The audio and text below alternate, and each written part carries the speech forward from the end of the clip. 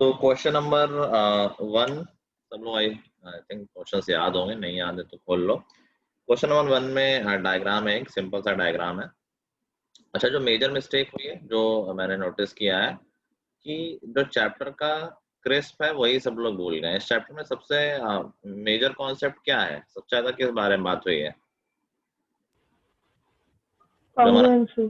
Congruency. तो बहुत सारे लोगों ने कॉन्ग्रुएंसी का यूज ही नहीं किया है।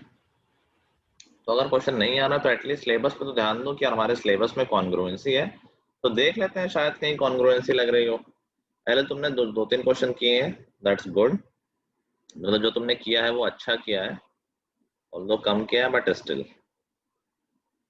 That's an improvement. हाँ, तो पहला क्वेश्चन कुछ इस तरह का था। ये डायग्राम है हमारा। ये एंगल बी 40 दे रखा है, एंगल डी 55 दे रखा है।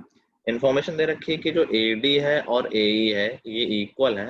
अच्छा, ये अगर पता है तो हमें क्या तुरंत यहाँ से क्या ये मालूम चल गया कि ये एंगल भी 55 होगा? Yes sir. Yes sir. Angle opposite to equal sides are equal. उसके बाद कह रहा है कि बी डी डी सी तीनों इक्वल है। जो बेसिकली बेस है तीन इक्वल पार्ट्स में डिवाइड है, ये और ये तीनों ही इक्वल है। हमें ई ए सी निकालना है। मोस्टली लोगों का ये क्वेश्चन गलत है ना। अगर तुम सही स्टेप भी फॉलो नहीं करोगे तो आई थिंक आंसर तो आ जाना चाहिए था सबका, क्योंकि सिर्फ डायग्राम देख के मान लो सोल्यूशन नहीं हो रहा बट फिर भी यहाँ इस एंगल को गैस करके क्या लिखोगे? अगर नहीं भी आता है तो क्या दिमाग में आ रहा है बताओ? अगर गैस करना हो तो क्या होना चाहिए एंगल? 40। 40। लेफ्ट वाला 40 दिख रहा है, इक्वल दिख रहा है, तो 40 गैस वर्क तो यही लगता। और ये एंगल तो पता ही लीनियर पेयर से तो हम तीसरा एंगल निकाल सकते थे। Yes sir. तो आंसर तो सबका सही होना चाहिए था, जो कि नहीं था। पता नहीं सबने तो एंगल्स एंड प्रॉपर्टी यहाँ लगा कि ये वाला आंसर लिख दिया। ये एंगल थोड़ी ना पूछा गया है। अभी कॉन्ग्रुएंसी पे ध्यान दो कि यार ये एंगल 40 से 40 इस तरफ कैसे आएगा, तो इन दोनों ट्रायंगल्स पे ध्यान दो। और ध्यान दोगे तो बहुत क्लियरली दिख जाएगा, they are congruent triangles. AD और AE इक्वल है, this is given in the question. BD और CE इक्वल है, दिस इज आल्सो गिवन। अच्छा, ये 55 एंगल है, लीनियर पेयर से ये आ जाएगा 125 और ये भी आ जाएगा 125, ये दोनों भी इक्वल है। Angle ADB is equal to angle AEC by SAS criteria के दोनों ट्रायंगल कॉन्ग्रुएंट हो गए। Yes sir. अब हम कह सकते हैं कि ये एंगल 40 है और एंगल सम प्रॉपर्टी से फिर ये एंगल 15 डिग्री आ जाएगा। ठीक है, अभी देखो जब सोल्यूशन देख लोगे तो तब लगेगा कि हाँ यार बहुत सारे क्वेश्चन हो सकते थे बट नहीं हुए। इसका मतलब वो lack of practice, lack of information की थ्योरम्स दिमाग में नहीं है या फिर कॉन्सेप्ट दिमाग में नहीं है, तो उस समय नहीं समझ में आता। Geometry is difficult. ज्योमेट्री में तुम्हें ज्यादा प्रैक्टिस ही करनी पड़ेगी, there is no other option. ठीक है, नोट कर लो जो जो भी कर रहा हो।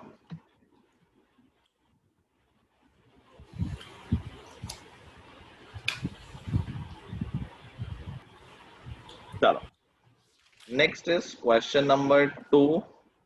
क्वेश्चन नंबर 2 जैसा क्वेश्चन एनसीईआरटी में था, अगर याद हो, इक्वल ऑल्टीट्यूड। एनसीईआरटी तो आयो सब लोग प्रैक्टिस करके आए होंगे। और कुछ बच्चों ने मुझसे ये भी कहा कि सर जो हमने क्वेश्चन किए थे वो नहीं आए। तो मैथ्स में ऐसा नहीं होता है कि जो क्वेश्चन तुम करो और वही आ जाए, कॉन्सेप्ट सेम होता है। तो कभी इसमें ये नहीं सोचना कि यार अब मैं एक भी क्वेश्चन वो नहीं दिख रहा जो मैंने पहले से किया हुआ है, नहीं दिख रहा कोई बात नहीं। बट जब कॉन्सेप्ट आता है तो क्वेश्चन में क्या होगा, वैल्यू तो चेंज कर देगा, थोड़ी सी वैरायटी ला देगा। तो मैथ्स में इनफाइनाइट पॉसिबिलिटीज हैं। साइंस और एसएसटी थोड़ी ना है कि जो बुक में लिखा था वही सीधा सीधा पूछ लिया गया। ठीक है, क्वेश्चन नंबर 2 इस तरह का डायग्राम है। कह रहा है कि in the given figure QA and RB are altitudes. Q और R से परपेंडिकुलर खींचा गया, that is altitude, and such that RB is equal to QA। तो ये दोनों ऑल्टीट्यूड है, इनकी लेंथ इक्वल है। BQ is equal to 3 centimetre. BQ ये हो गया, this is given as 3 centimetre. Just a minute. हाँ, तो क्वेश्चन में था कि QB is equal to 3 centimetre है, Then we have AP is equal to 3 centimeter. AP भी 3. Although इस क्वेश्चन में एक एरर है, मतलब ये जो लेंथ है वो थोड़ी सी डिफरेंट होनी चाहिए, क्योंकि ये दो अलग अलग लेंथ आ रही हैं, अलग अलग जगह से ट्राई करेंगे. AQ इज इक्वल टू 4 है, ठीक है. हमसे पेरीमीटर पूछा है PQR का. गलतियां बता रहा हूँ कि इसको 3 नहीं होना चाहिए था, कुछ और होना चाहिए था. तो कॉन्सेप्चुअली कोई गलती नहीं, नंबर्स में गलती हो गई है. नाउ सी द कॉन्सेप्ट कि कैसे इसका हमें पेरीमीटर निकालना है. PQR क्या निकालना है, तो हमें तीनों साइड मालूम होनी चाहिए, PQ, QR और PR, ठीक है. अभी देखो इक्वल ऑल्टीट्यूड है, तो क्या देखो हम इन दोनों ट्रायंगल्स को कॉन्ग्रुएंट प्रूव कर सकते हैं, इन दोनों ट्रायंगल्स को BQR और AQR को. Yes sir. कैसे? दोनों में राइट एंगल है, दोनों में hypotenuse sir equal RHS. Common है और एक साइड इक्वल दे रखी है, तो बाई RHS ये दोनों ट्रायंगल कॉन्ग्रुएंट हो गए. और अगर ये दोनों ट्रायंगल कॉन्ग्रुएंट है तो ये भी 3 हो गया. अच्छा ये 3 है और AQ 4 है, तो क्या ये पाइथागोरस से 5 निकल आएगा? Yes sir. समझ गया ना. AR 3 है, AQ 4 है, ये तो राइट एंगल ट्रायंगल है, पाइथागोरस से QR 5 आ जाएगा. और PR और PQ क्या इक्वल होंगे, क्योंकि अभी CP से ये दोनों एंगल इक्वल आ जाएंगे. अगर ये दोनों एंगल इक्वल है तो पूरी साइड्स भी इक्वल आ जाएंगी, तो ये भी 3 आ जाएगा. पूरी साइड 6 होनी चाहिए. और अब हम पेरीमीटर निकाल सकते हैं, 6 + 6 + 5 दैट वुड बी 17. समझ गए बात? एरर में क्यों बोल रहा हूँ, क्योंकि अगर पाइथागोरस से हम देखेंगे तो 3 और 4 से ये साइड 5 आनी चाहिए थी, तो हमें लेंथ कुछ ऐसी क्वेश्चन में दी होनी चाहिए थी कि 5 ही निकलता है. एनीवे नंबर के लिए लेंथ अभी स्किप कर दो, जस्ट अंडरस्टैंड द कॉन्सेप्ट.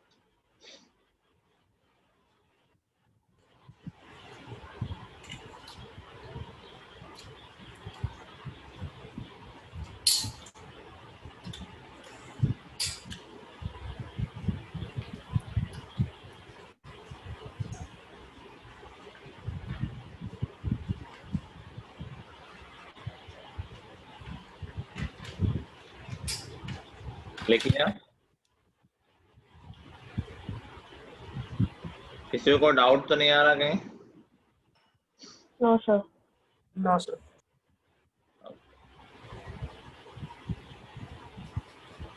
प्रणम्या तुमने भी टेस्ट नहीं भेजा मुझे लग रहा करके? No sir. हाँ नहीं सर. हाँ, तो प्रणम्या देन तुम लोग दो बार करके भेजोगे. सॉल्यूशंस मैं कर रहा हूँ. और कोई जो एब्सेंट था?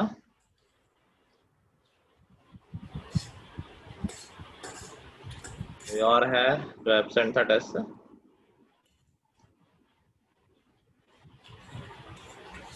रिद्धि तुम्हें भी करना है टेस्ट? चलिए क्या रिद्धि, चलो सुन लिया तुम लोगों ने, प्रणम्या और जैन? ठीक है. जिस दिन कहा जाए उसी दिन भेजा करो, और नहीं भेज सकते हो तो अपने रीजंस दिया करो, ये बिना इंफॉर्मेशन के नहीं ऐसे किया करो. चलो क्वेश्चन नंबर 3 देखते हैं. क्वेश्चन नंबर 3 तो आसान था, ऑल्दो क्वेश्चन नंबर 3 में बहुत ब्लंडर्स किए हैं.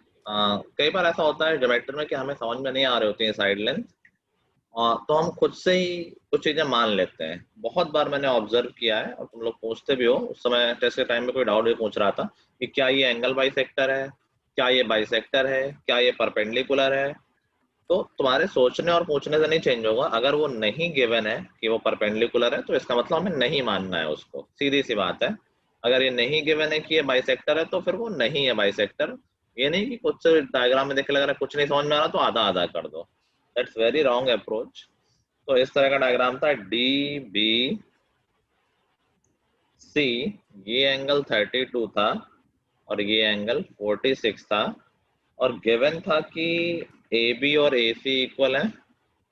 ये है AB और AC, ये दोनों इक्वल है साइड्स, और AC और BD इक्वल है. कौन सा क्वेश्चन है, सॉरी, AB और AC, DB और DC इक्वल है, तो ये दोनों साइड्स इक्वल है. हमें BAC निकालना है, ये एंगल निकालना है. तो बहुत सारे बच्चों ने क्या किया कि ये एंगल बाइसेक्टर है 32 जबरदस्ती. This was no information. ऐसे नहीं मान सकते, बिल्कुल नहीं मान सकते, और मानना भी नहीं चाहिए जब तक कुछ ना बताया जाए ऐसा. What we can see, we can easily see कि यार साइड्स इक्वल हैं, तो क्या जैसे DB और DC इक्वल है तो क्या पूरे एंगल इक्वल होंगे? Yes, sir. Angle DBC and angle DCB equal होंगे एंगल। ऐसे ही अंदर वाली साइड्स भी इक्वल हैं, तो क्या ये अंदर वाले एंगल्स भी इक्वल होंगे? ये वाला इसके, अच्छा पूरा पूरा इक्वल है, अंदर वाला इक्वल है, तो जो बाहर बचा है वो भी तो इक्वल ही आएगा, है ना? Yes, sir. ठीक है, ऑल्दो में एक ही तरफ से काम हो जाएगा। एनीवे 32 ये हो जाएगा। नाउ हम मान लेते हैं कि यार जो पूरा एंगल बी है वो x है, तो क्या हम ट्रायंगल DBC में एंगल सम प्रॉपर्टी लगा सकते हैं? भाई बी भी x होगा और सी भी x होगा, पूरा पूरा एंगल की बात हो रही है, और ये तीनों मिलके क्या 180 बना देंगे। तो यहाँ से क्या आ जाएगा 2x इज इक्वल टू 134 और यहाँ से x की वैल्यू आ जाएगी 67। ये पूरा एंगल है जिसमें से एक पार्ट 32 है, तो 67 पूरा एंगल है, बाहर वाला पार्ट 32 है, तो अंदर वाला पार्ट कितना रह गया? 67 माइनस 32 हो जाएगा, जो कि 35 आ जाएगा। 35 ये सिमिलरली 35 ये, तो एंगल सम प्रॉपर्टी से एंगल ए हमारा 110 आ जाएगा। ठीक है,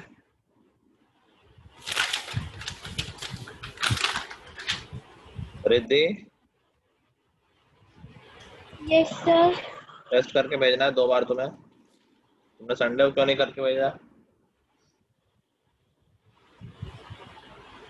सुनाई दे गया अभी?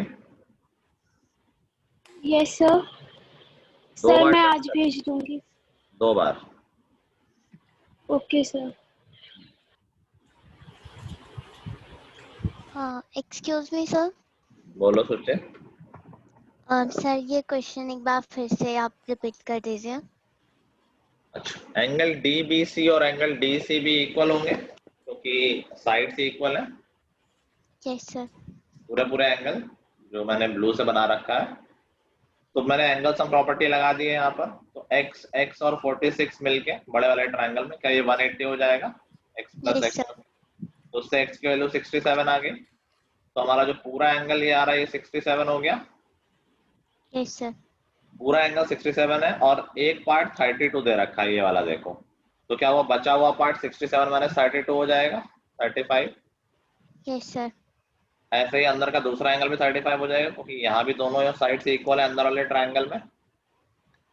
ओके सर, समझ आ गया। सर आप एक बार मेरी वो सर PDF से देख के बता सकते हैं सर मैंने कहाँ पर गलती करी थी सर इस क्वेश्चन में? तो तुम खुद नहीं देख रहे हो क्या अभी? नहीं सर, यहाँ दिख नहीं रहा सर मुझे तो। तुम ये कह रहे हो कि सही है तुम्हारा? नहीं सर, आप एक बार चेक कर लीजिए सर। सर एंगल्स तो सर मेरे सारे सही हैं और सर फॉर्मूला भी सही है। मैं देख लेता हूँ। क्वेश्चन नंबर कौन सा है? 3 है। Yes sir. तुमने ये क्या लॉजिक लगाया मुझे समझ में नहीं आया। अच्छा अच्छा अच्छा अच्छा अच्छा, लॉजिक तो तुम्हारा ठीक है, ये स्टेप यार खा जाता हो तुम डायरेक्टली 180 माइनस 46। ठीक है ठीक है, 2 मार्क्स और तुम्हारे ऐड हो जाएंगे, मैं भी कर देता हूँ। Okay sir, sir thank you. उसके बढ़े थे, छोड़ो अभी क्या बढ़ाते हैं यार, ऑलरेडी हाँ सर पता ही ठीक। है वैसे ना। यस सर, रहने दीजिए। ठीक है, मनस्विन के 20 मार्क्स हैं। मनस्विन ने तो इस साल बहुत इम्प्रूव किया है, वेरी नाइस। चलो नोट कर लिया सबने?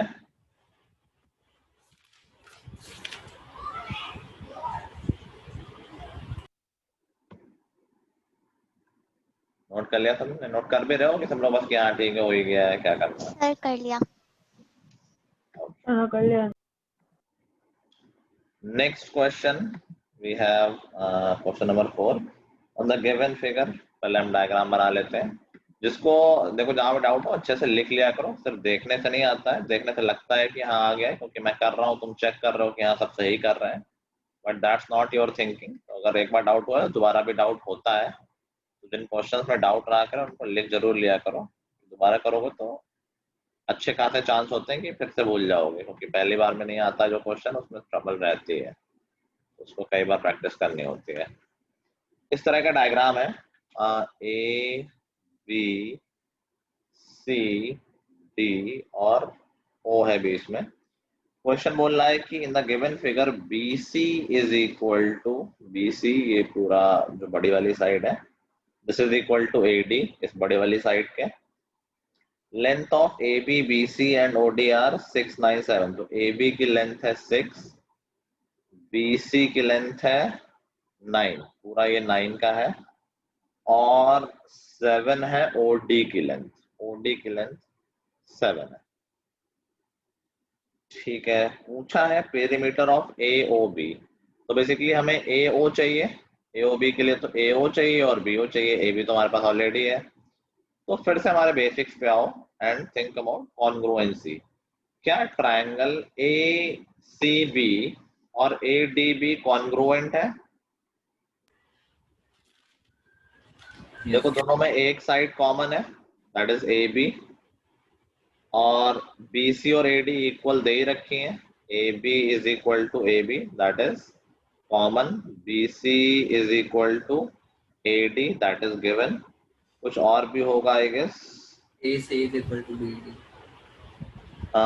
AC और BD भी इक्वल दे रखा है, तो ये तो बहुत क्लियरली बाई SSS ये दोनों ट्रायंगल कॉन्ग्रुएंट हो गए। अगर ये दोनों ट्रायंगल कॉन्ग्रुएंट हो गए तो AD भी 9 हो गया। वो BC इज इक्वल टू 9 दे रखा है और कॉन्ग्रुएंट ट्रायंगल है तो AD भी 9 हो गया। ठीक है, तो अगर AD पूरा 9 है और OD 7 है तो क्या AO की वैल्यू 2 आ गई, है ना? पूरा AD 9 है, DO 7 है, तो बचा हुआ 2 ही तो बचा। Yes Agree? Sir. Yes sir. अभी देखो सबको ये दिख रहा होगा कि ये दोनों इक्वल आएंगे, ऑल्दो हमें ये प्रूव करना पड़ेगा। हम डायरेक्टली नहीं लिख सकते कि BO भी 2 आएगा। हमें कैसे पता कि BO 2 आएगा? तो now we again need to prove कि AO और BO इक्वल आएगा। तो इस केस में हम इन दोनों ट्रायंगल्स को कॉन्ग्रुएंट प्रूव कर सकते हैं। देखो इन दोनों ट्रायंगल्स में AOC और BOD में AC और BD इक्वल है। समझ गया ना, मैं इन ट्रायंगल्स की बात कर रहा हूँ। AC और BD इक्वल है, it is a given. And angle ACO equal है एंगल BDO को by CPCT of previous one, क्योंकि बड़ा वाला ट्रायंगल कॉन्ग्रुएंट है ना, तो ये एंगल तो इक्वल होंगे। और एक वर्टिकली अपोजिट एंगल हो गया, angle AOC is equal to angle BOD। तो बाई दिस कौन सा क्राइटेरिया हो गया ये? AAS. AAS criteria. By AAS criteria ये दोनों ट्रायंगल भी कॉन्ग्रुएंट हो गए। और अगर ये दोनों ट्रायंगल कॉन्ग्रुएंट है तो AO और BO इक्वल आ जाएगा। ठीक है, नाउ वी कैन से कि ये भी 2 आएगा और हमारा पेरीमीटर 10 हो जाएगा। ठीक है, थोड़ा सा था इस क्वेश्चन में, थोड़ा ट्रिकी था। ऑल्दो आंसर एक बार 2 एक तरफ आ गया, दूसरी तरफ भी 2 गैस करोगे तो अगर तुम सही आंसर भी लिखोगे तो मार्क्स तो मिलेंगे ही सही आंसर के। स्टेप्स के मार्क्स भले ही कट हो जाए, बट आई थिंक सफिशिएंट होगा। कुछ तो मिलेगा ही, कुछ ना करने से अच्छा है कि कुछ स्टेप जरूर लिख दिया करो, पूरा पूरा क्वेश्चन मत छोड़ा करो।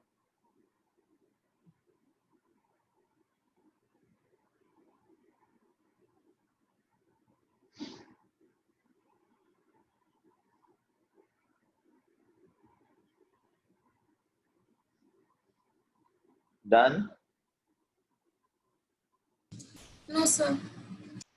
चलो next question is question number 5। Question number 5 बहुत ही इजी क्वेश्चन था, बस करस्पॉन्डेंस देखनी थी कि ABC is congruent to RQP। तो यूजुअली हैबिट क्या होती है, ABC और PQR लिखा होता है। मैंने जानबूझ के यहाँ थोड़ा ऑर्डर चेंज कर दिया कि A करस्पॉन्डिंग है R के, B करस्पॉन्डिंग है Q के, और C करस्पॉन्डिंग है R के। ठीक है, अभी दोनों ट्रायंगल कॉन्ग्रुएंट है तो दोनों के पेरीमीटर भी सेम होंगे। और ट्रायंगल ABC का पेरीमीटर दे रखा है, सॉरी RQP का दे रखा है, that will be same as ABC। और ABC की साइड्स के रेशियो दे रखे हैं 2, 3 और 4। तो हम मान लेंगे 2x, 3x और 4x, और इनका पेरीमीटर है 45। ये तो ऑलमोस्ट सबने कर लिया था। तो यहाँ से x की वैल्यू 45, x की वैल्यू 5 आ जाएगी, और हमारी साइड्स आ गई 10, 15 और 20।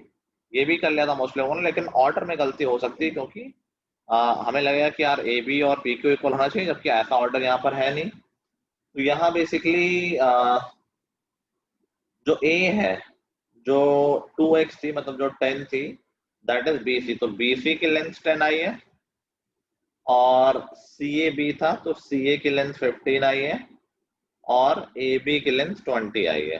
नाउ करस्पॉन्डेंस देखो, क्वेश्चन ने पी क्यू आर पूछा है, तो देखो पी किसके इक्वल है, P is equal to Q R. अब देखो क्यू आर किसके करस्पॉन्डिंग होगा, Q R B C corresponding होगा। बात समझ में आ गई सबको कि P की वैल्यू क्या होगी, जो QR की वैल्यू है, और QR की वैल्यू BC के इक्वल है। दैट मींस, एक मिनट, QR की वैल्यू BC के इक्वल, सर QP BC के इक्वल है। मैंने RQR लिख दिया है गलती से, RQP है ना यहाँ पर, तो CP के करस्पॉन्डिंग है। तो QP जो होगा वो नहीं, हम क्या QR देख रहे थे, QR AB के इक्वल होगा, यस सर। ठीक है ना। करस्पॉन्डेंस देखो, ये QR है तो इधर AB होगा, तो QR AB के इक्वल होगा, दैट मींस P की वैल्यू 20 आएगी। इसी तरह से Q की वैल्यू 15 आएगी और R की वैल्यू 10 आएगी।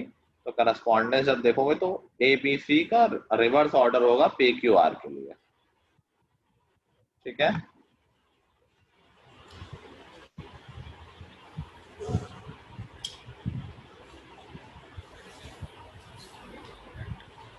हाँ पुरवाना देख लिया, थैंक यू।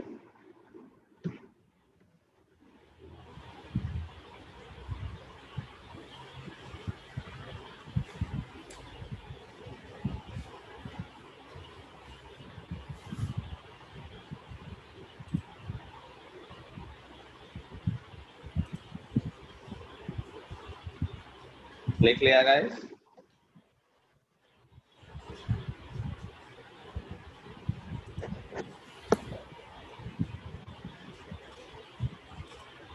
लिख लिया। Yes sir. नेक्स्ट क्वेश्चन देखो, नेक्स्ट क्वेश्चन में क्या कह रहा है कि if two sides of a triangle, ये बिल्कुल देखो फ्री के मार्क्स से, ये सबको आना चाहिए था कि अगर दो साइड ट्रायंगल की दी है तो क्या हम तीसरी की रेंज नहीं बता सकते। ये क्वेश्चन मैंने क्लास में भी कराया हुआ है, बताया भी हुआ है, ओरली भी ये क्वेश्चन कर सकते हो कि भाई हमें थ्योरम पता है कि sum of two sides of a triangle is always greater than the third side, होता है ऐसा। Yes sir. ये वाले थ्योरम लगनी है। अब देखो कई लोगों को वो एक दिमाग में भर गया है वो 5, 12 और 13 पाइथागोरियन ट्रिपलेट, वो यहाँ पर नहीं लगना था यार, पाइथागोरियन ट्रिपलेट की बात थोड़ी ना हो रही है यहाँ पर। तो कुछ लोगों ने आंसर दे दिया 13। जब दो साइड्स फिक्स होती है तो तीसरी साइड की रेंज आती है, इंपॉर्टेंट रहता है ये। 5 और 12 दो साइड तो हम कह लेते हैं, तीसरी साइड को x मान लेते हैं। तो वी नो कि sum of two sides is always greater than the third side. तो जो हमारी थर्ड साइड x होगी वो लेस देन होगी 17 से, तो जो हमारी थर्ड साइड आनी है वो 17 से कम होनी चाहिए। और सिमिलरली एक ऐसा प्रोपोजिशन और है कि difference of two sides is always less than the third side. Sum जो होता है वो थर्ड से बड़ा होता है, डिफरेंस जो होता है वो थर्ड से छोटा होता है। तो अगर हम कहेंगे थर्ड साइड है x, ये बड़ी होगी, दोनों के डिफरेंस है, डिफरेंस इन दोनों का 7 है, तो हमें पूरी रेंज मिल गई। जो थर्ड साइड है उसकी पॉसिबिलिटी क्या है कि वो 7 से बड़ी होगी और 17 से छोटी होगी, ठीक है। So these are the possible lengths and these are infinite answers. Do not think कि 8 होगी 9 होगी, जरूरी थोड़ी ना है कि लेंथ इंटीजर में हो, 7.2 भी हो सकती है, 7.8 भी हो सकती है, ठीक है।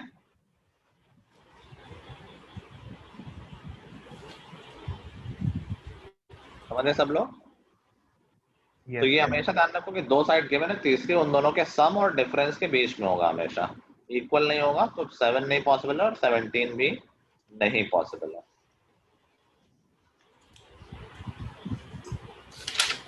देखिए यस सर। चलो नेक्स्ट क्वेश्चन भी इजी था, कई लोगों का सही है, लेकिन फिर से बेसिक गलती हो गई कि कॉन्ग्रुएंसी दिखाए बिना ही तुम लोगों ने इसको बाइसेक्टर मान लिया है। बिना कॉन्ग्रुएंसी दिखाए तो हम थोड़ी मानेंगे कि ये बाइसेक्टर है। ये जो लाइन AD दी हुई है that is angle bisector and that is also altitude, but ये कहीं नहीं दिया गया है कि दिस इज आल्सो मीडियन, कि लाइन को ये बाइसेक्ट कर रही है। तो कई लोगों ने डायरेक्ट लिख दिया है कि BD is equal to CD। We can not write it directly, we need to prove the congruency first, ठीक है, क्योंकि बहुत आसान है। एक साइड कॉमन है AD, एंगल बाइसेक्टर से एंगल इक्वल है और 90-90, तो भाई ASA क्राइटेरिया, ये दोनों ट्रायंगल कॉन्ग्रुएंट हो जाएंगे, ABD और ACD। और अब हम कह सकते हैं कि अगर दोनों ट्रायंगल कॉन्ग्रुएंट है तो x - 1 is equal to 2x - 5, यहां से x की वैल्यू 4 आ जाएगी, ठीक है। ऐसे ही AB और AC भी इक्वल आ जाएंगे, तो 2x is equal to 5y - 2, x की वैल्यू आ चुकी है, सॉल्व करेंगे तो y की वैल्यू 2 आ जाएगी।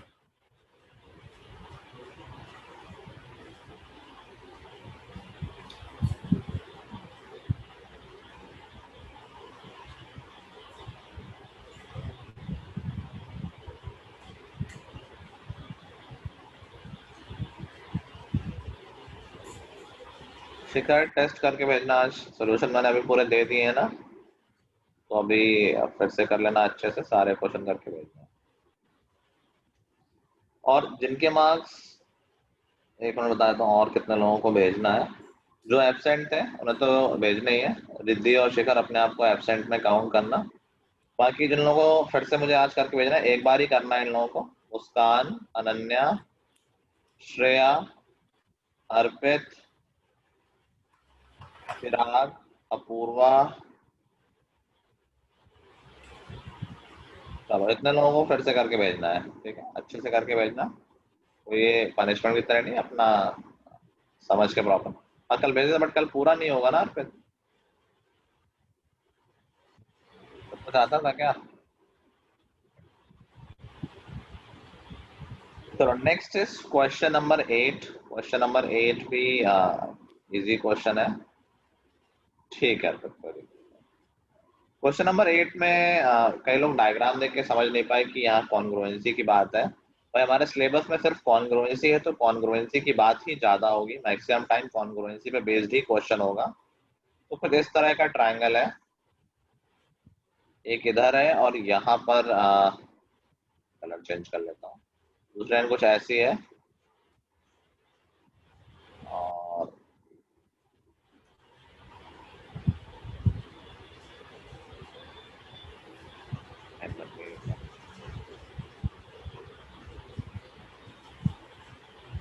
कुछ ऐसी लाइन है, इधर है और ये इधर है। Now we have A B C D E। तो कुछ लोगों ने एक बहुत बेसिक मिस्टेक की, बड़ी गलती है वो, कि BC को एक्सटेंड कर दिया है और E पे ज्वाइन कर दिया है। Now there is no problem in doing any construction, तुम कर सकते हो, लेकिन फिर से गलत असम्पशन हो गई। क्या ये जरूरी है कि तुम BC को एक्सटेंड करोगे तो E पर ही मिलेगी जाके? कुछ लोगों ने ऐसे कर दिया कि इसको बढ़ा दिया और E पे ज्वाइन कर दिया है। नाउ हाउ कैन यू से कि अगर मैं BC को बढ़ाऊंगा तो E पर ही मिलेगा जाके? हो सकता है E पर ना मिले, हो सकता है E के ऊपर से चला जाए, हो सकता है नीचे से चला जाए, समझ गए बात? तो this is not the right construction कि अगर मैं एक्सटेंड करके उसको किसी पॉइंट, फिक्स पॉइंट से ज्वाइन कर दूं। जैसे कई बार हम कंस्ट्रक्शन करते हैं परपेंडिकुलर का, फिर हम उसको बाइसेक्टर पे मान लेते हैं, दैट इज नॉट वैलिड। जो कंस्ट्रक्ट किया वही माना जाएगा। हो सकता है BC तुम बनाओ तो ऐसा हो जाए, ठीक है। Now look at the question and see कि बेसिकली ये कॉन्ग्रुएंसी बेस्ड क्वेश्चन है। कैसे? AE और AC इक्वल है, AE और AC, ठीक है भाई। और कह रहा है कि AD और BC इक्वल है, AD और BC, और DE और AB इक्वल है, DE और पूरा AB। नाउ अगर तुम ऑब्जर्व करोगे तो ये दोनों ट्रायंगल कॉन्ग्रुएंट है। कौन से दोनों? जो एक ब्लैक से दिख रहा है और जो एक ब्लू से दिख रहा है। ब्लू वाले में एक साइड भले ही ब्लैक से दिख रही है क्योंकि वो पार्ट कॉमन है, बट तीनों साइड ही इक्वल है दोनों ट्रायंगल की आपस में, सो दे आर कॉन्ग्रुएंट ट्रायंगल। और करस्पॉन्डेंस का थोड़ा ध्यान रखना है। करस्पॉन्डेंस का ध्यान कैसे? जैसे मैंने एरो बनाया है, अच्छा जब एंगल इक्वल होते हैं तो करस्पॉन्डेंस बताने में कोई दिक्कत नहीं होती। अगर कह दें कि एंगल बी और एंगल ई इक्वल होंगे, तो हमें पता है कि बी और ई करस्पॉन्डिंग होंगे। लेकिन अगर साइड इक्वल है तो थोड़ा कंफ्यूजन हो सकता है। उसके लिए मैंने बताया कि पेयर्स देखा करो। जैसे बोल रहा है कि आ गया ए ई और ए सी इक्वल है, तो सिर्फ इससे डिसाइड मत करो। ए डी और बी सी इक्वल है और डी ई और ए बी इक्वल है। जब साइड वाली बात हो तो दो दो चीजें लिया करो। मान लो मैं इन दोनों को ले लेता हूँ, तो देखो कि इन दोनों में डी कॉमन है लेफ्ट हैंड साइड में, डी यहाँ भी है और डी यहाँ भी है। तो डी के करस्पॉन्डिंग जो भी वर्टेक्स होगा, क्या वो भी कॉमन होगा राइट हैंड साइड में? तो देख लो दोनों में लेफ्ट में क्या कॉमन है और राइट में क्या कॉमन है। तो लेफ्ट में डी कॉमन है और राइट में बी कॉमन है। इसका मतलब ये जो ट्रायंगल का वर्टेक्स डी है, इस ट्रायंगल का ये वाला, वो दूसरे ट्रायंगल के वर्टेक्स बी के करस्पॉन्डिंग है। बात समझ में आई? एंगल डी मतलब वर्टेक्स डी और वर्टेक्स बी ये एक दूसरे से करस्पॉन्डेंस में है। एक मिल जाएगा फिर उसके बाद कोई दिक्कत नहीं है भाई। हमने यहाँ पर देख ही लिया है कि डी और बी करस्पॉन्डेंस में है, इसका मतलब बचा हुआ क्या है? ए और सी। तो मतलब ए वर्टेक्स के करस्पॉन्डिंग सी वर्टेक्स होगा। तो लेफ्ट हैंड साइड में ब्लू वाला ट्रायंगल पहले लिखा है, तो लेफ्ट हैंड साइड या ब्लू वाले ट्रायंगल का जो ए वर्टेक्स है वो ब्लैक वाले ट्रायंगल के सी वर्टेक्स से करस्पॉन्डेंस में है। तो ये दोनों करस्पॉन्डिंग है। और फिर तो तीसरा अपने आप आ जाता है बचा हुआ वाला। तो ये जो वर्टेक्स ई है ब्लू वाले ट्रायंगल का, ई वर्टेक्स है जो इसको कुछ और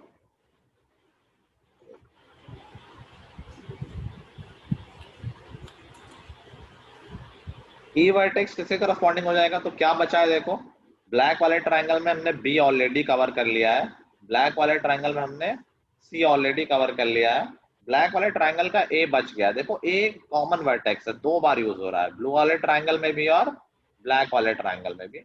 लेकिन यहाँ ए और ए करस्पॉन्डेंस में नहीं है। बात समझ गए हो कि एक ट्रायंगल का जो ए वर्टेक्स है या एंगल जो ए है वो दूसरे ट्रायंगल के एंगल ए के इक्वल नहीं है। डी बी के करस्पॉन्डिंग है, जो ए है वो सी के करस्पॉन्डिंग है, और जो ई है वो ए के करस्पॉन्डिंग है। ए दोनों ट्रायंगल में, इसलिए दो जगह दिख रहा है, तुम लोगों को कंफ्यूज होने की जरूरत नहीं है। अब देखो यहाँ से हम क्या बता सकते हैं कि यार दो एंगल तो पता ही है ब्लैक वाले ट्रायंगल में, क्या हम तीसरा एंगल निकाल सकते हैं एंगल सम प्रॉपर्टी से?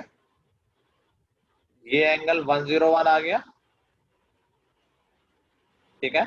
अब देखो ये सी वर्टेक्स किसके करस्पॉन्डिंग है?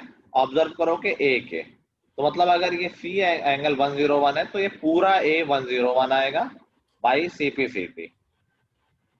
एग्रीड? ठीक है ना? Yes sir. अभी सीपी सीटी से पूरा 101 आ गया, एक 34 दे रखा है तो बचा हुआ निकाल लेंगे। 101 से 34 हटा दोगे तो आई गेस ये 67 आ जाएगा।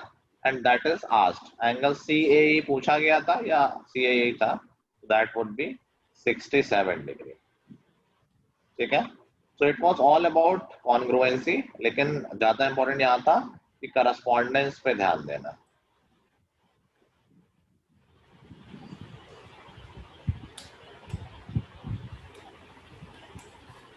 हाँ बिल्कुल चिराग, आराम से करके भेजो। PDF फॉर्म में। हाँ PDF अच्छा सही रहता है। ये शिखर तुमने रिस्पॉन्ड नहीं किया था ना? माइक ठीक है तुम्हारा Shikhar? Yes sir. Okay, test भेजना तुमने सुन लिया था ना? हाँ सर। चलो next is question number 9। Question number 9 क्या कह रहा है? ये इसमें भी गेस से आंसर निकालोगे तो गेस तो सही पड़ेगा ही, क्योंकि बहुत सिमेट्रिकल फिगर है। तो कई बार हम फिगर देख के बता सकते हैं आंसर क्या है। ऑल्दो स्टेप्स नहीं होंगे तो मार्क्स कम मिलेंगे, लेकिन मिलेंगे। तो इस तरह का डायग्राम है जिसमें BQ और CP खींचे हुए हैं।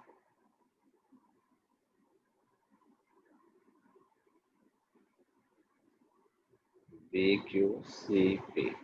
9th की मैथ्स थोड़ी सी डिफिकल्ट है, तो कोई ऐसे टेंशन मत लेना कि मैथ्स मुझे अब नहीं 8th में आती थी भी नहीं आ रही है। थोड़ा बहुत ट्रबल होती है 9th में आने के बाद, ऑल्दो 10th की मैथ इससे इजी है, तो 10th नेक्स्ट ईयर अच्छा होने वाला है, और ये साल तो निकल ही गया ऑलमोस्ट, तो बस चिल करो, ज्यादा टेंशन लेने की जरूरत नहीं है। हाँ, ये एंगल 76 दे रखा है, एंगल ए क्यू बी पूछा, ये वाला पूछा है। अभी गैस करने को कहा जाए तो आई गेस सबके मन में 76 ही आ रहा होगा, Yes.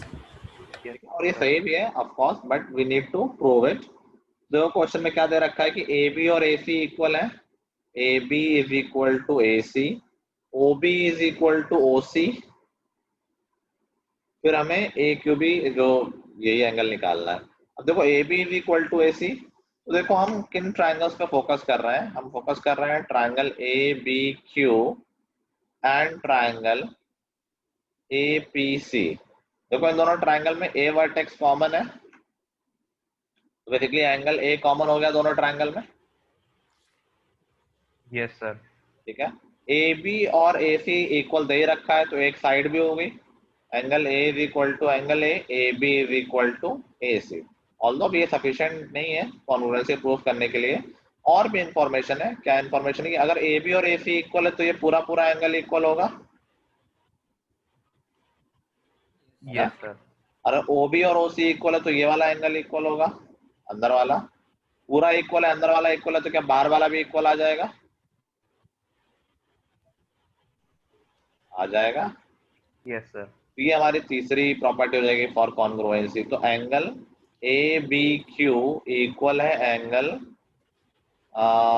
ए सी पी के, तो लग गया criteria, A S A criteria लग गया। By A S A criteria these two triangles are congruent. ठीक है,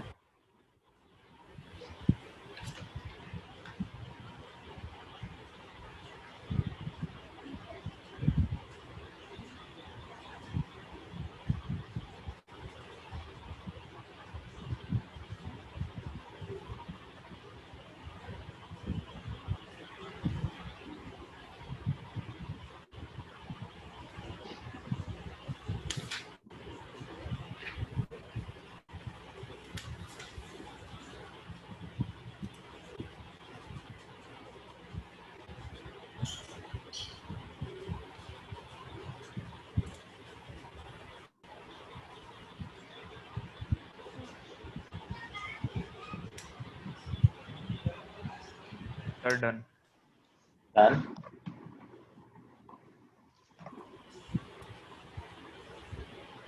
चलो, मैंने कुछ लोगों को क्लास से निकाल दिया है, सर एक मिनट सर, एक because minute. of you already know। Sir इसमें ए बी क्यू और ए सी पी इक्वल कैसे है सर? कौन सा? ए बी क्यू और ए सी पी पूरा पूरा एंगल इक्वल है जो Yes, रेड sir. से बना हुआ है, और अंदर वाला एंगल इक्वल है, ओ बी सी और ओ सी भी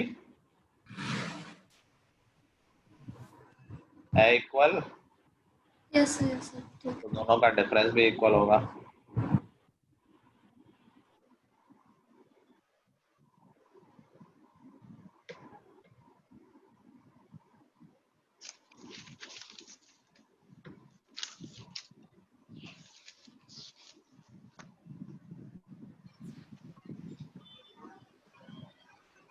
प्रणम्य आरवीर तुम्हारे कैमरे में इशू है, शिखर तुम्हारे कैमरे में, प्रणम्य आरवीर एंड शिखर। कंप्यूटर है ना अच्छा डेस्कटॉप है। ठीक है, ठीक है। आरवीर तुम्हारा क्या है? एंड पलक तुम्हारा क्या है? सर मेरे पापा की मीटिंग चल रही है तो नेट बहुत यूज हो रहा है। ओके, आरवीर किस तरह का इशू है? मुझे क्लास के बाद प्रॉपरली मैसेज करो, कंप्यूटर में कर रहे हो, मुझे फोटो भेजना अपने कंप्यूटर की, क्लास के बाद भेजना, लेकिन क्लास का थोड़ा डिटेल में बात करना, डैड से बात करता हूँ तुम्हारे ठीक कराया उसको। एरल तुम्हारा क्या इशू है भाई आज? वो सर मेरा नेटवर्क वीक जैसे रहता कहाँ है है? सर, जब एक बार करता हूँ तो फिर बीच में आवाज बंद हो जाती है बहुत देर के लिए फिर, और मेरे तो वैसे ही आज नेट कम है। हाँ नेट कम है। ठीक है, अच्छा नेट लगवाओ। चलो next is half question. Part का है। एक कुछ बोल रहा है क्या? किसने कुछ बोला क्या? Okay, question number 10। ये मैं ओरली बता दे रहा हूँ। दो राइट ट्रायंगल्स हैं, ये दोनों, पहले बात तो हमें इन दोनों को कॉन्ग्रुएंट प्रूव करना पड़ेगा। कैसे होगा? ऑलरेडी दे रखा है कि AC और BD इक्वल है, तो ये राइट हाइपोटेन्यूज इक्वल दे रखा है, दिस इज H। दोनों में एक एंगल 90 डिग्री है तो R है, और एक साइड कॉमन है, BC is equal to BC। तो बाई RHS क्राइटेरिया ये दोनों ट्रायंगल्स कॉन्ग्रुएंट है। ठीक है, फाइन है पूरा, मैंने निकाला था तुम लोगों को, लेकिन परमानेंट नहीं निकाला था बिकॉज ऑफ द कैमरा थी।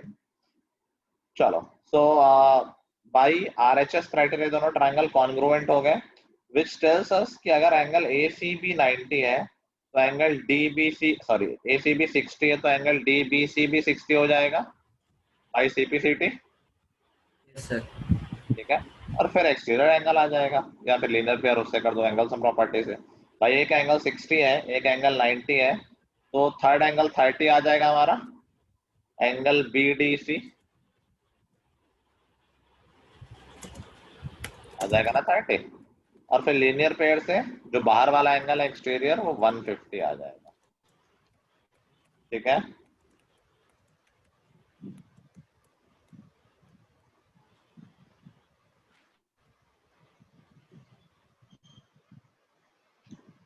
अब अच्छा ये अब तो कुछ नहीं कर सकते, फोटो नहीं है तो ठीक से करना चाहिए था ना यार। सर 2 मार्क्स आपने दे दिए, एक दो मार्क्स दे किस क्वेश्चन की बात कर रहे हो? सर ये क्वेश्चन की आधा ही गया, उसके बाद गया ही नहीं नेक्स्ट पेज।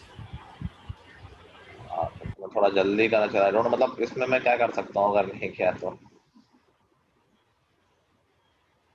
चलो क्वेश्चन नंबर 11 किसी का सही नहीं है, आई थिंक नमन का ठीक है और किसी का ठीक नहीं है, क्योंकि तुम लोग डायरेक्ट वो प्रूफ करने की कोशिश करने लगे जो पूछा गया है कि angle ABC is equal to angle DEF।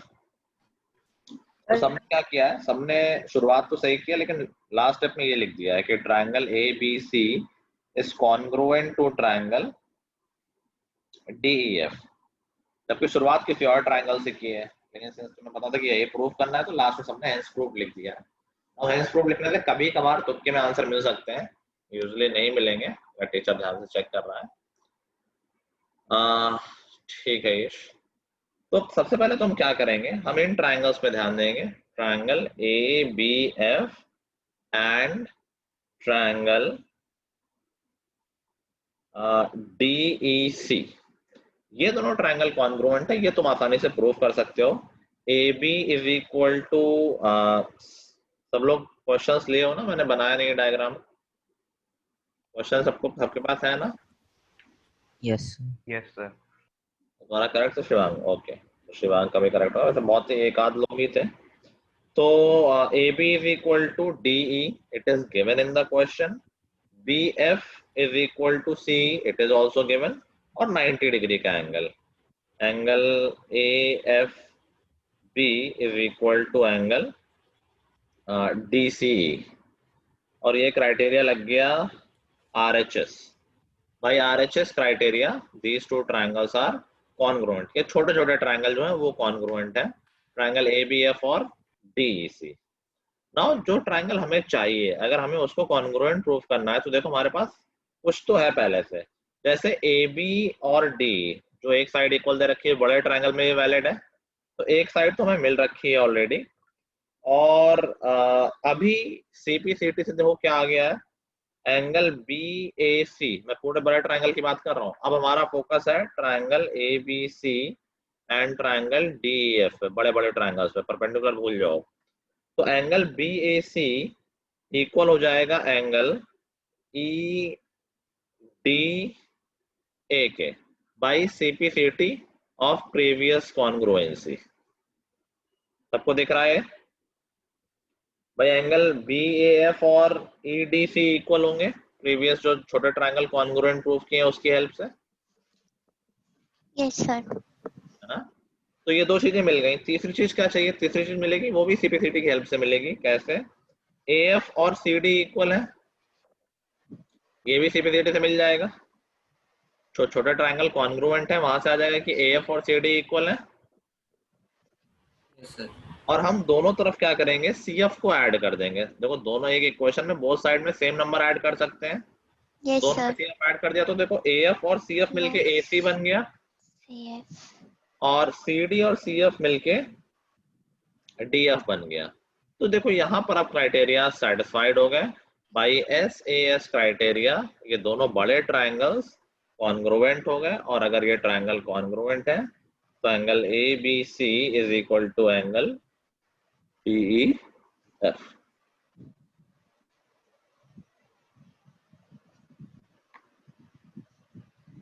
ठीक है, ये हम लोग कोई चैप्टर कर रहे थे, कंप्लीट होता हमारा पिछला चैप्टर अभी? सर कंप्लीट हो गया था। तो कोई नया चैप्टर स्टार्ट नहीं हुआ था ना? नहीं सर। सर कुछ डिसाइड हुआ था क्या, क्या स्टार्ट होना है? No sir. No no sir. Sir. Congruency के बाद पैरेललोग्राम। कॉन्ग्रुएंसी हमने बाहर वाले ट्रायंगल की तो उसका अंदर तो कैसे तुम पैरेललोग्राम बोल रहे हो? तो one pair equal and parallel, ठीक है, पैरेललोग्राम बोल सकते हैं उसको। हाँ ठीक है ठीक है। तनुष्का ने देखो एक नई चीज बताई है कि जब हमने छोटे ट्रायंगल्स को कॉन्ग्रुएंट प्रूव कर लिया है, उसके बाद देखो जो अंदर BCEF बन रहा है quadrilateral, that will be a parallelogram. We can observe in multiple ways. एक तो जो मुझे दिख रहा है कि BF और CE they are parallel as well as equal, तो one pair of opposite sides parallel equal है, तो ये एक पैरेललोग्राम हो सकता है।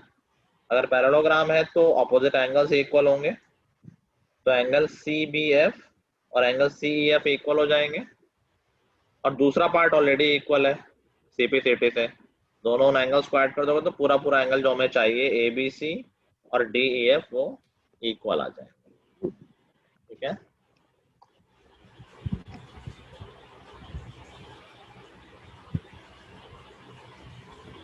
लास्ट क्वेश्चन किसी का सही नहीं है, दैट वाज इतना डिफिकल्ट नहीं था। आई डोंट नो तुम लोग क्या कहाँ से भूल गए या डर गए।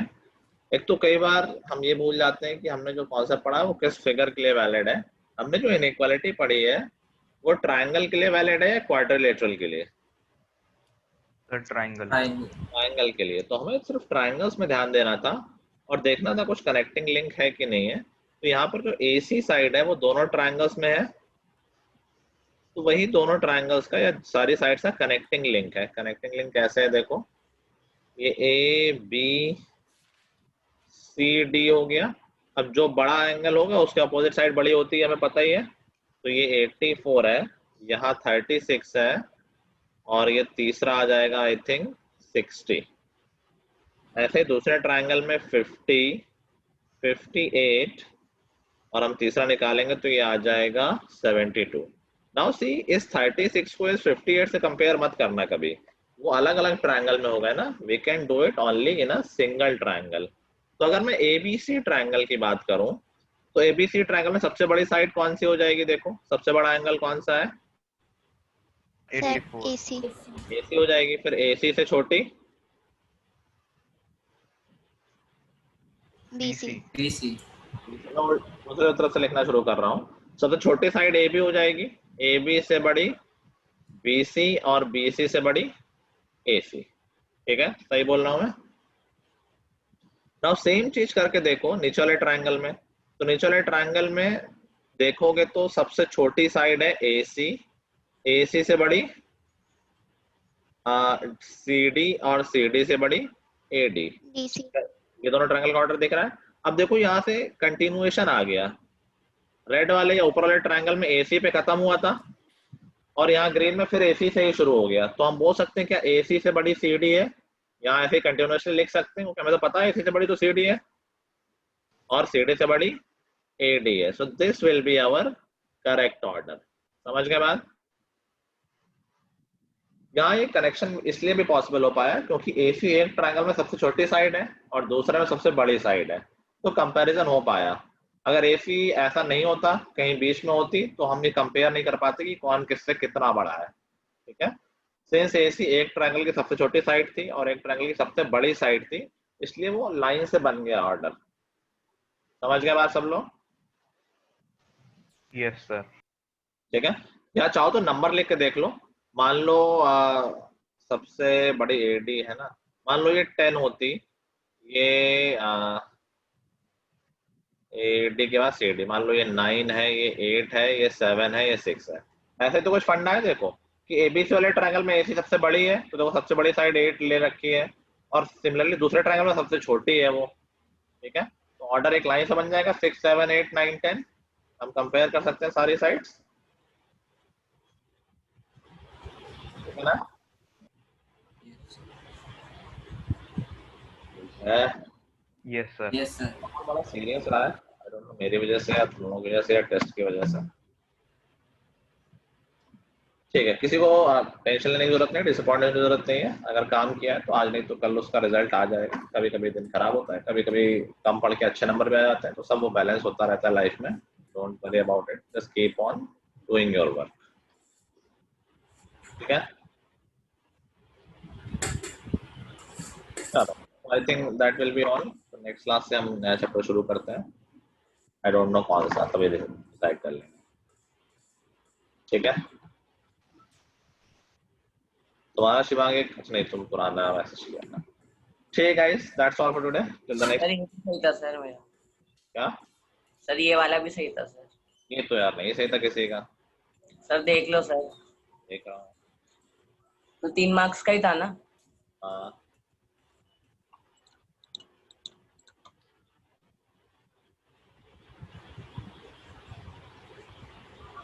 तो इसमें है। अच्छा अच्छा अच्छा, एक बार और चेक कर लो। सही तो है, ठीक है, मैं भूल गया था। ठीक है सर, तुम्हारा ही सही है, फिर किसी और का नहीं सही है। Good work. हाँ हाँ, आज ही कभी भी किसी भी टाइम तक भेज दो प्रणब में, कोई दिक्कत नहीं। मैं मार्क्स कटवा कहाँ लिए, सिंपल क्वेश्चन कटवा लिए मुझे लग रहा है। Yes sir. चलो कोई ना, चलो, good bye everyone, have a good day, bye bye all. Thank you sir. Thank you sir. Thank you sir. Sir